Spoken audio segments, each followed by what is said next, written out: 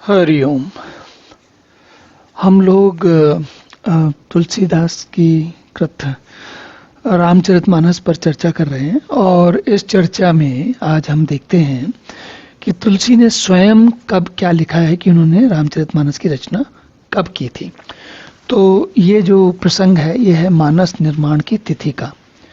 और इसमें कहते हैं कि हमने सबकी वंदना की, सब भगवान की, गुरु की, सब सारी चीज़ों की वंदना करने के बाद ये सोचा कि भाई चलो हमारी जो हम रचना करने जा रहे हैं उसमें कोई समस्या ना आए, काम अच्छा हो इत्यादि। तो कहते हैं उसके बाद अब ये कहते हैं कि कब कब लिखना शुरू करा उन्होंने। जैसे होता है ना, कोई भी लेखक या कोई भी कवि या कोई रचयिता जब अपनी पुस्तक या कहानी लिखता है या कविता लिखता है तो वो लिखता है कि उसने कब लिखी थी। तो तुलसीदास जी कहते हैं, सादर सिवहि नाई अब माथा, वर्णव विशद राम गुण गाथा, संबत 1631 करऊं कथा हरिपद धर शीसा। तो कहते हैं कि भगवान शंकर जी को, भगवान शिव जी को सिर नवाकर श्री रामचंद्र के गुणों की निर्मल कथा कहता हूँ और कहता हूँ कि श्री हरि के चरणों पर लिखकर संवत 1631 में इस कथा का आरंभ करता हूँ।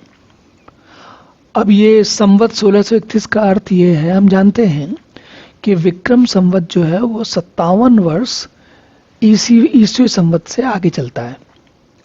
तो इसका मतलब ये हुआ कि 1631 में से अगर हम 57 घटा दें तो 1574 आते हैं। और इसका अर्थ ये है कि तुलसीदास जी ने 1574 में इसको रामचरितमानस को लिखना शुरू किया था। अब अगर वो 1497 में पैदाइश उनकी हुई थी तो इसका मतलब है कि 74 और 77 वर्ष की आयु में इन्होंने लिखना शुरू किया। ये तो आप सोचिए कि कितना समय लगा होगा तुलसी को। और हमने पिछले किसी सत्र में बात भी की थी कि तुलसी ने, हमने कई बार बात की कि तुलसी ने इस समय लिखा, उस समय लिखा, और उस समय वो जैसे कहने को कहा जाता है कि भाई 1550-1560 के आसपास लिखा उन्होंने। लेकिन अगर हम तुलसी का स्वयं उनकी जो बात को सच माने, और जिसको सच ना मानने का कोई हमारे पास कारण नहीं है, तुलसीदास जी की इस रामचरितमानस की मूल प्रति आज भी उपलब्ध है और उसमें उन्होंने यही लिखा हुआ। तो ऐसा नहीं है कि इसमें कुछ बदलाव हो गया, किसी ने बदल दिया है। लोग बाग ये बात कर सकते हैं कि उस तुलसी का स्वयं का जन्म कब हुआ, और उन्होंने रामचरितमानस में उन्होंने लिखा भी है कि उनका जन्म कब हुआ। तो जो कि 97 के हिसाब से उन्होंने अपना जन्म लिखा है और 1574 में उन्होंने रामचरितमानस को लिखने की प्रक्रिया आरंभ की है। या कम से कम वो कहते हैं कि भाई हमने कभी कभी ऐसा होता है कि कुछ चीज़ें मन में आपके बात घूमती रहती है और थोड़ा थोड़ा आप लिखते हो, फिर आप फिर सोचते हो कि भाई इसको जब कभी लेखक या कोई कवि लिख रहा होता है तो कई बार उसके मन में भाव आते हैं, थोड़े बहुत विचार बनते भी हैं, लेकिन वो विचार जो है वो कागज पर नहीं उतरते। अब लेकिन तुलसी ने जो कुछ काम किया है वो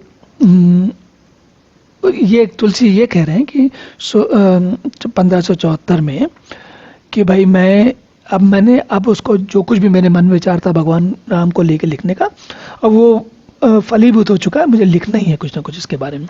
तो इस स्थिति को ये माना जा सकता है कि इन्होंने वास्तव में लिखा।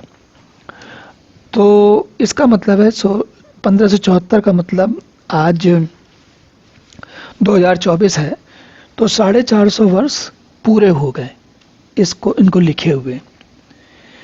तो अब हम जो है इस बात को लगभग मान सकते हैं कि तुलसीदास जी ने रामचरितमानस की रचना 450 वर्ष पूर्व की थी।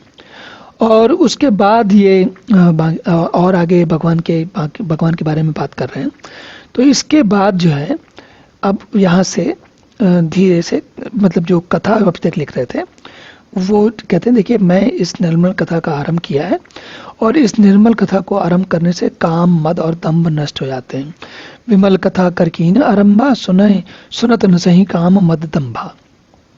तो ये सब ईश्वर की कथा कहने सुनने से विशेष बात यह है कि हमें समझ में आता है कि मनुष्य को, नहीं तो मनुष्य अपनी कार्य जब करता है और उसको कुछ सफलताएं मिलती हैं तो वो बिल्कुल अपने आप को बहुत सफल मानने लगता है, और सफल होता भी है, लेकिन मनुष्य की सफलता जो है सीमित होती है, जब तक उसकी आयु तक होती है। एक बार मनुष्य चला गया तो सफलता का कोई मूल्य नहीं होता।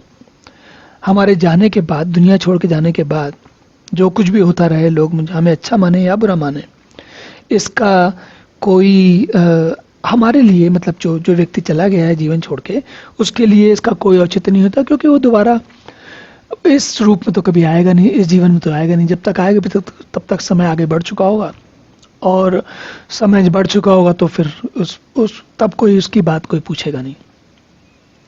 तो अब यहाँ तक ये बात समझ के अगले सत्र में हम कथा का आरंभ करते हैं।